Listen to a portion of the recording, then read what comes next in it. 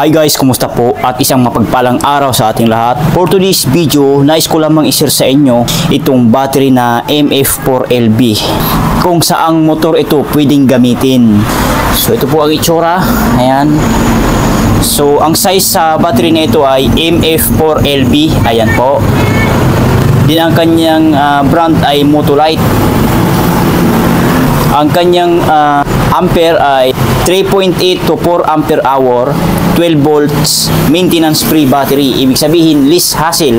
Hindi na kailangan na tutubigan kasi ang battery na ito ay nakadesign sa disposable, ready to use. At once na ma-meet ang 2 to 3 years, automatic i-dispose na ito. Sa madaling salita, papalitan na ng panibagong battery. So itong battery na ito ay pinakamatibay na battery. Hindi siya maliit, hindi malaki. Nasa katamtaman, saktong-sakto lang talaga. Kung tawagin nga nila ay cute na battery daw. Magandang battery, cute lang. Pwede siyang bitbitin kung saan man tayo magpunta. Maganda raw ito na battery. At ito ang pinaka good news sa ating lahat. Marami po itong pwedeng paggagamitan. Basta motor lang na mga maliliit na motor. Pwede po ito. So, babanggitin ko kung saan pwedeng mga motor pwede ito ginagamit. So, unang-una na dito ang Yamaha MIUI 125. Hindi po 125S ha. MIUI 125 lang. Hindi po MIUI 125S. Kasi ang 125S na MIU, iba po ang size ng battery noon. Mas malaki pa dito ng konti. MF5LB naman po yun. Ito ay MIUI 125 lang, MF4LB. Sunod naman ay pwede rin po ito sa Yamaha MIU Gear 125. Best battery po ito doon. Saktong-sakto ito. At pwede rin ito sa XRM Honda 125. Yan, pinakagandang battery ito. The best battery ito. At pwede rin po ito sa Kawasaki Fury. Kasyang-kasya po ito. Tsaka sa mga Motor Star na maliliit na mga motor, kasya din po ito doon. Ito talaga ang mga baterya na ginagamit sa ating mga kababayang Pilipino. Talagang the best ito. Ayan. At tumatagal po ito ng 2 to 3 years.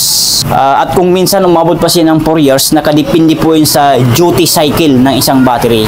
Yun po kasi ang pinaka-sikreto sa battery, yung duty cycle, yung pinaka-power niya baga, kakayahan ng isang battery.